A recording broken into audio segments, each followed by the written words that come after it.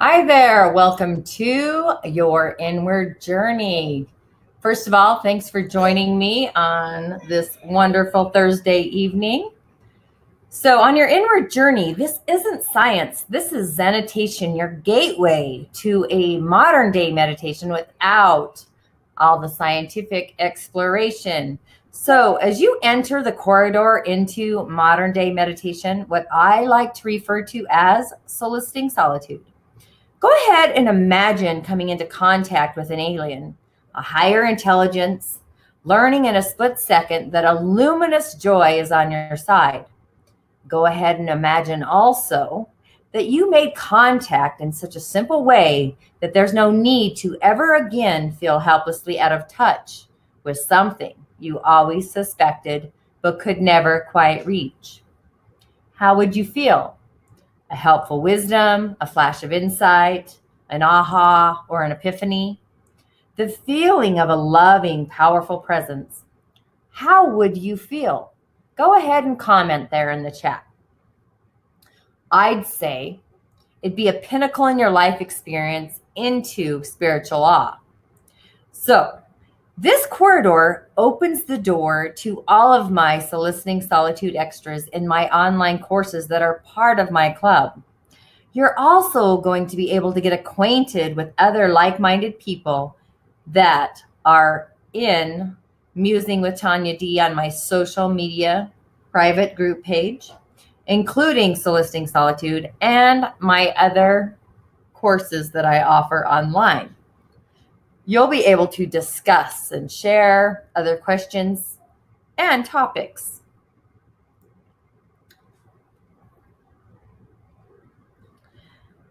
Understanding the first few exercises, which will ultimately lead to a musing level of the mind. Just like any daily ritual that you create, Zenitation has its own benefits. What you will discover once you start a journey into the source of this unique benevolent space, you will notice that you actually start to crave it.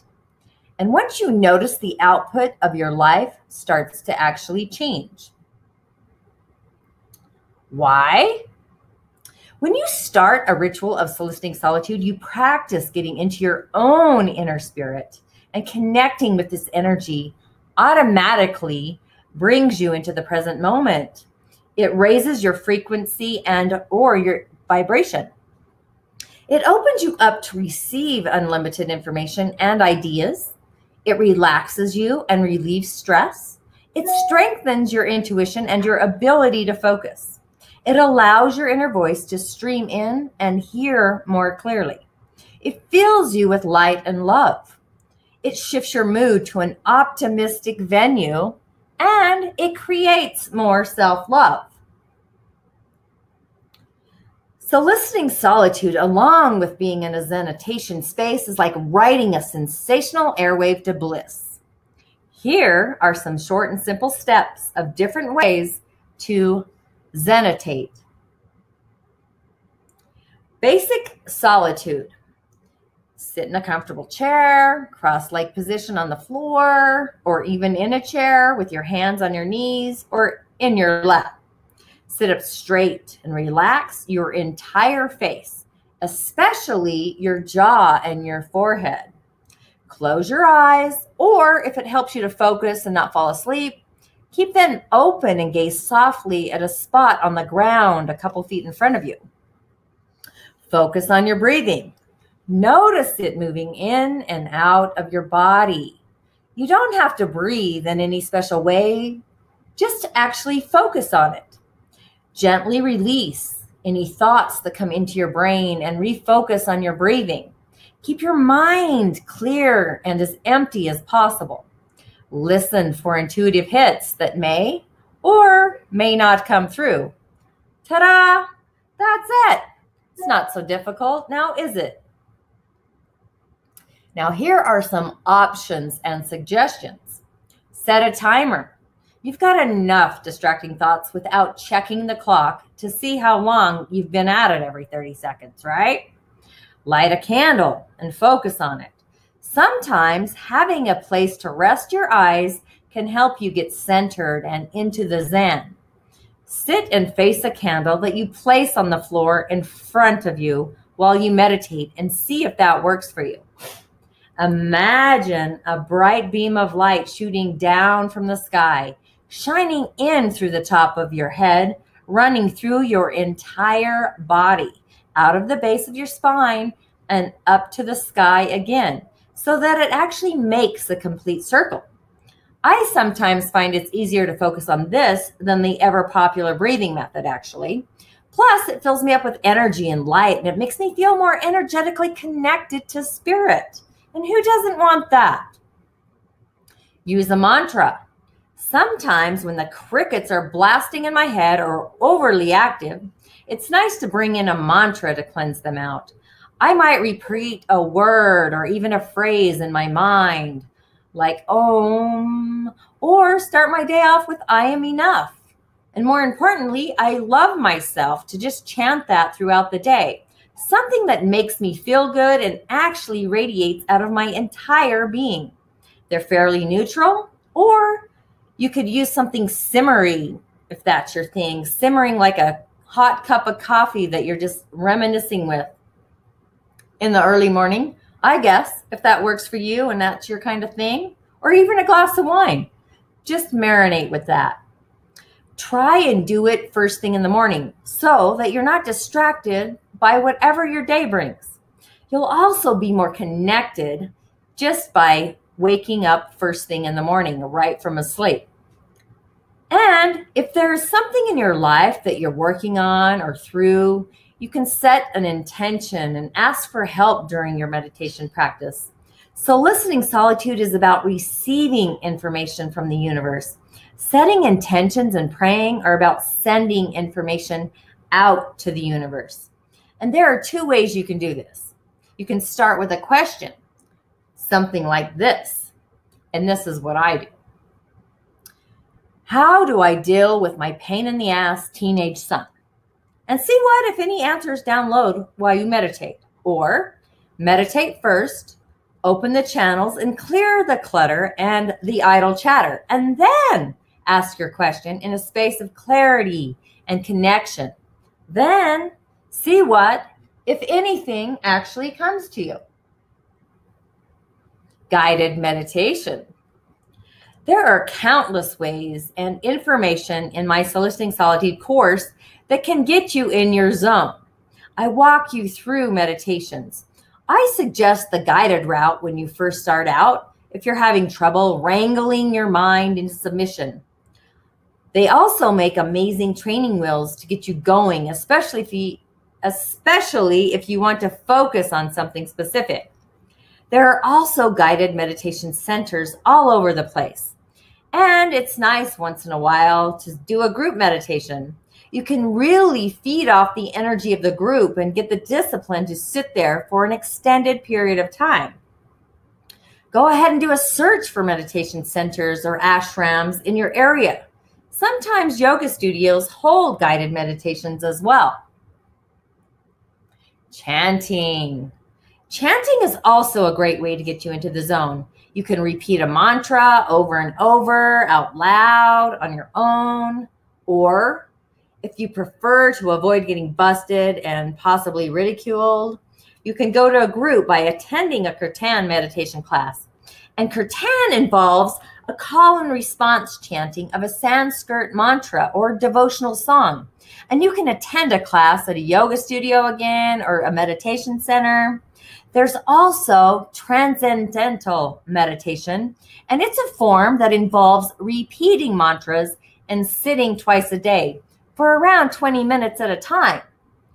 If you have time to do that, I think that's a great way. Now, yep, that's me in the photo there. I've had some pretty prophetic experiences while meditating, from seeing walls melt around me, feeling as if I was levitating, and being in such a state of euphoria that it almost hurts. I've also had the complete opposite, where I fall asleep, I'm squirming around thinking about what to make for lunch, and I've been totally in the zone, realizing I was there, and then thought, awesome, and then I logically jumped back in, and I get pulled out of the zone. The important thing is that you keep showing up. Even if you are there for only a complete second out of the 30 minutes that you've been actually sitting there, it will start to make a notable difference in your life. The important thing, again, is that you just keep showing up. Now, I believe soliciting solitude's even more essential now that we have all of this technology at our fingertips and distraction has become a way of life.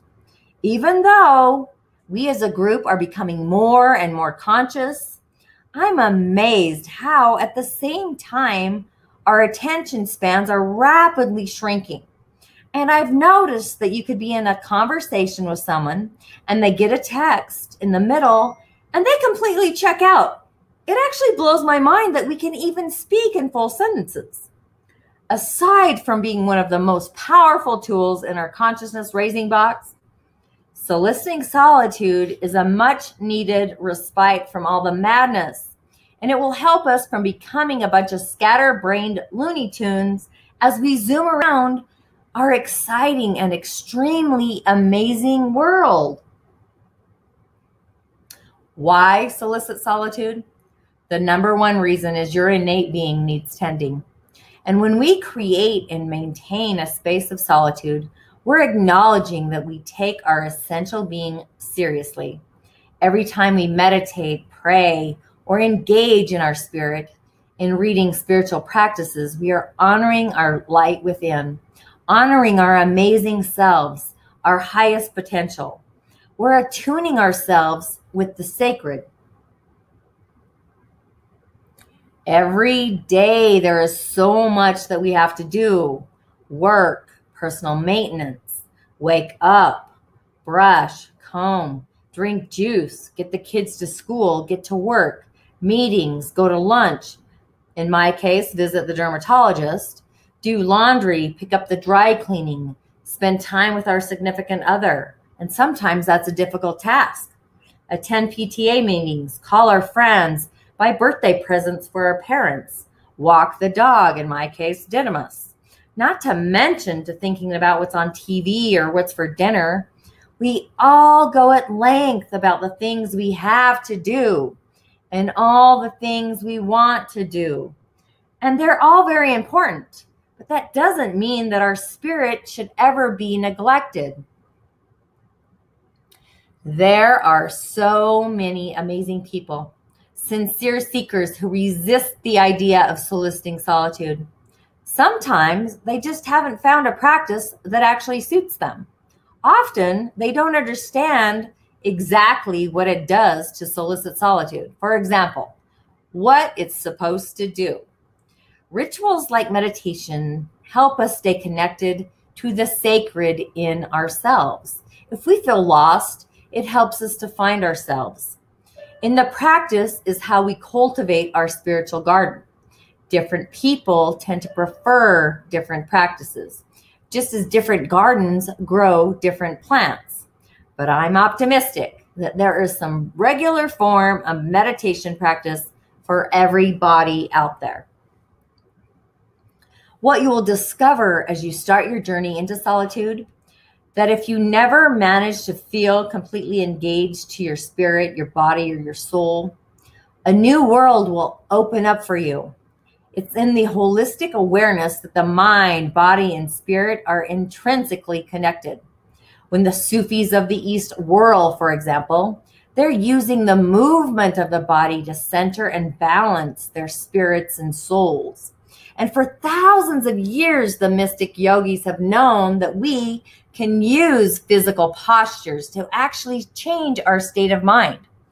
Meditation and breathing exercises alter our body chemistry, which in turn can affect physical and mental healing. All over the world, people of all faiths are beginning to further examine the healing power in the echo of words through prayer. Spirit can work on many levels. All forms of spiritual practices share a common essence and a purpose. They help us distinguish reality from delusion. They help us experience the clear light of understanding and divine wisdom. A great Zen master once said that when enlightenment experience happen, they are accidents. He then added, but spiritual practice makes us accident prone. Maintain soliciting solitude. Even if you don't get enlightened in this lifetime, you'll get lit up. As they say, practice makes perfect, but even better, practice is perfect. To simplify your life, clarify your mind, building and deepening your solitude. There is no greater magic than meditation. To transform the negative into the positive, to transform darkness into light. That is the miracle of meditation. Sitting meditation is the basis and foundation of meditation. In itself, it reflects the essence of simplicity. You close your eyes, you breathe in and out, you pay attention, and something happens. What? They ask. Exactly what happens for meditation. Clarity, my one-word response. Serenity, my second. Here's a longer list of some amazing benefits when you start to solicit solitude. And bear with me because this one does get pretty long. It helps the mind to empty of clutter and confusion. Peaceful and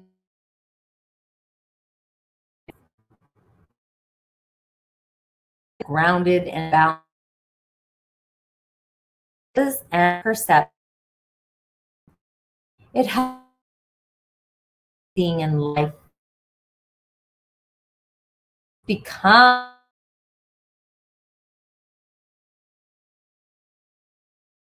and confound by the wind state.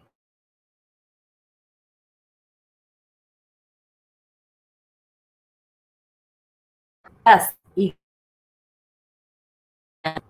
it increase our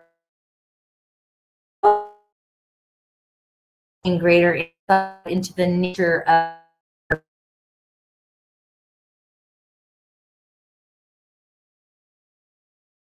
our life and understanding. It stops us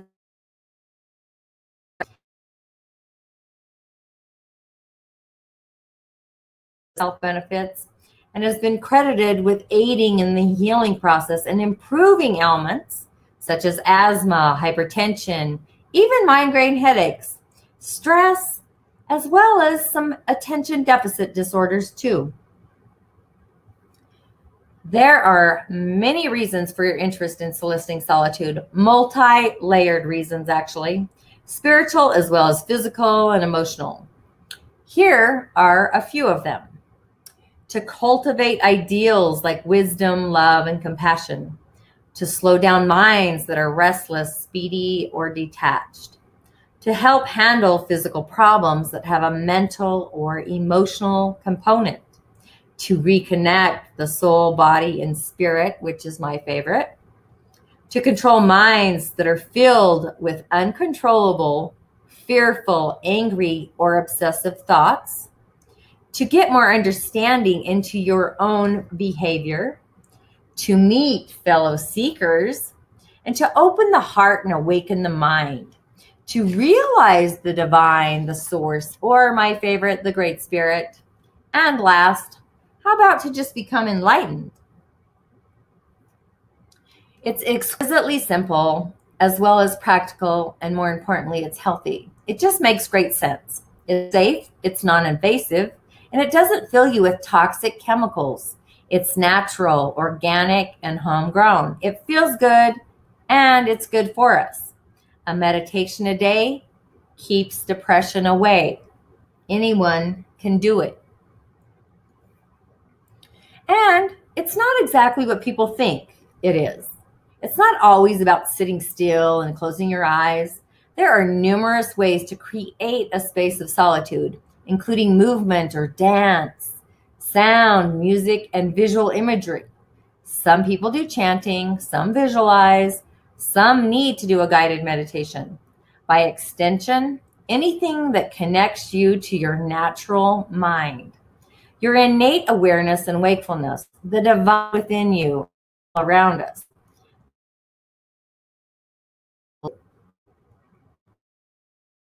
Important to remember solitude that's available. Clinical depression that finds it sometimes get the energy moving. Our natural space for solitude.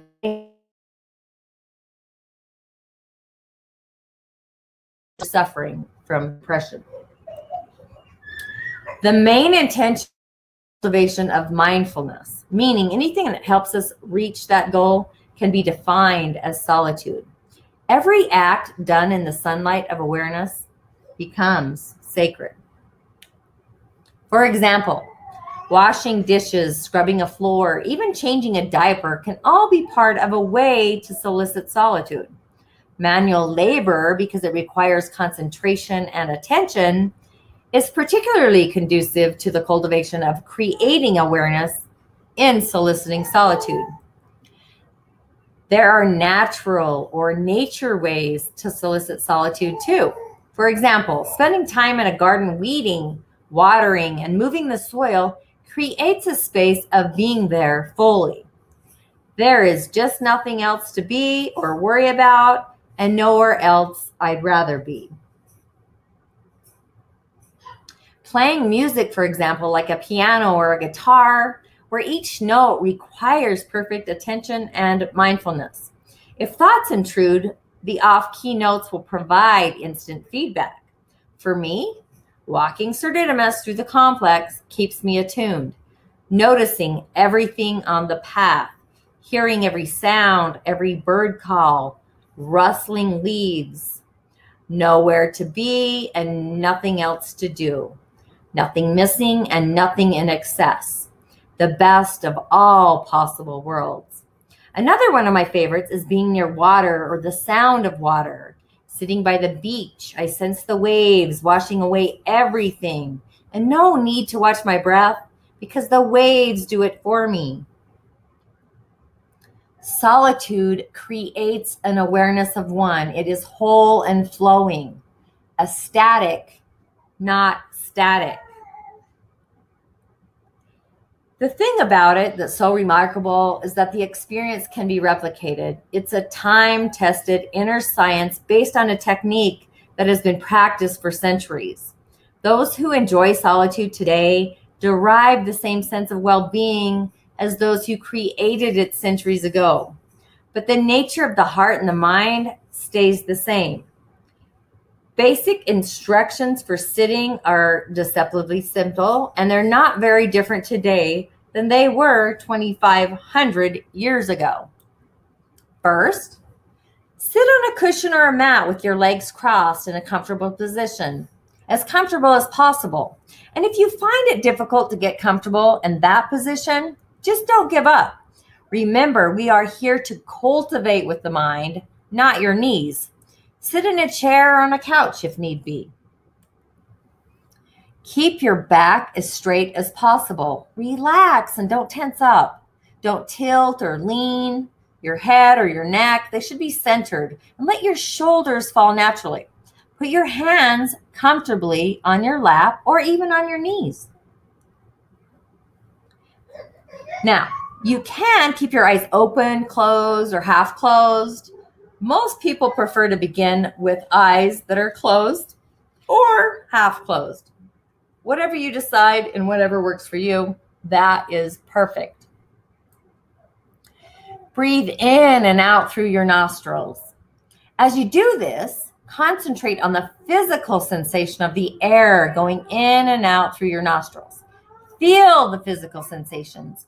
Focus on your breathing and nothing else. If you like, you can count your breaths in the following way. Breathe in through your nostrils, counting 1.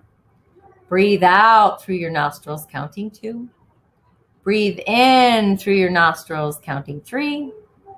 Breathe out through your nostrils, 4.